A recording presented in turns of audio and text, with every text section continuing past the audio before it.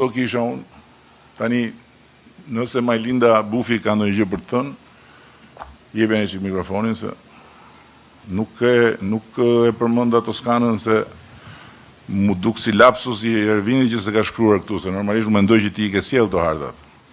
E vërteta është që nuk i kam sjell. Dhe padyshim që Po autokritik më. Padyshim që është autokritik jo vetëm për mua, por për gjithë ata që nuk i kanë sjell.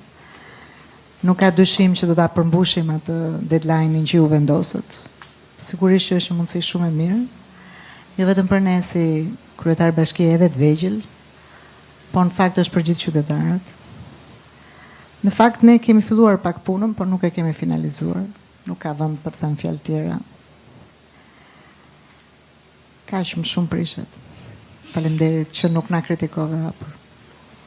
Jo, sepse më kujtuan që ke bërë shumë punë dhe nuk desha të vërë në një rresh me të tjerë, megjithëse këta kanë bërë ato që kanë mundur.